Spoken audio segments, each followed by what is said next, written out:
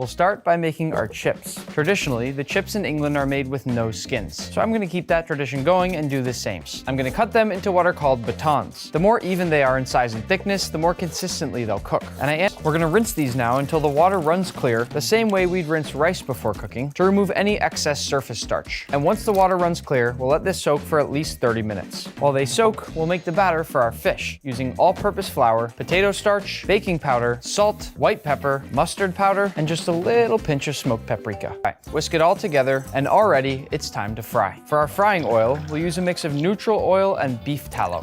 While our oil heats up, we'll dry off our chips. It's important that you dry these extremely well. Just remember, the drier they are, the crispier they'll be. Once your oil's to temp, fry them in batches. And while they cook, adjust your temperature constantly to make sure that the oil temperature stays the same. So what you're seeing now with the chips is the first stage of that frying. At a lower temperature to cook them more consistently through, before we'll later fry them at a higher temperature to get them nice and golden brown. Once the first stage of cooking is complete, we'll set the fries onto a wire rack and paper towel lined baking sheet, where I'll then space them out so they're not steaming each other. And now, depending on how many fries you decide to make, go ahead and toss in that second batch. The nice thing is, once we do that second phase of frying, we can do them all together at once. The first fry of our chips is done, which means we now have to heat our oil to do our first fry on the fish. To our dry mixture, we'll add some cold beer as well as cold sparkling water. The bubbles in each of these are gonna expand in the hot oil when we fry and give us that light, airy texture on the crust of the fish. Once fully mixed, we'll let this rest for 5 minutes while we prep our fish. We'll season generously on all sides with sea salt, white pepper, and potato starch, and once our batter's had time to rest, toss in your fish, and into the oil we go. I like to ease each piece of fish into the oil, sort of like when you climb into a hot tub and you have to go slowly so you don't burn yourself. Look, these are good.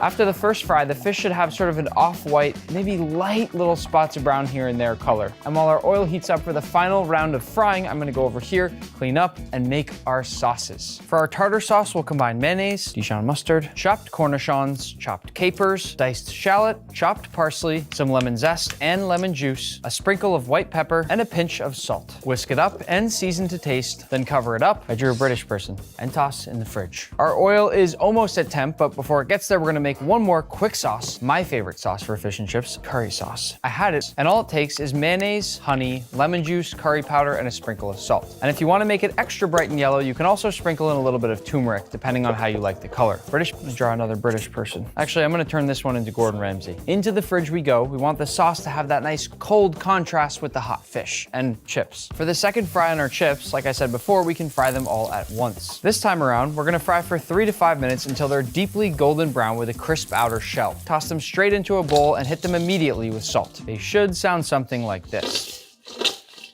For our fish, we'll follow the same steps we just did for our chips. We just want to fry for a few more minutes to get that deep golden brown color and a shatteringly crispy shell. The second they're done, I'll hit them with a sprinkle of salt just so it sticks to the little spots of oil. And now we can plate. First with our chips, and then with our fish. And once we've got our mushy peas, I'm going to assemble a bite with a little bit of everything, including lemon juice, a little malt vinegar, some tartar sauce and curry sauce, and of course, a chip. Listen to this.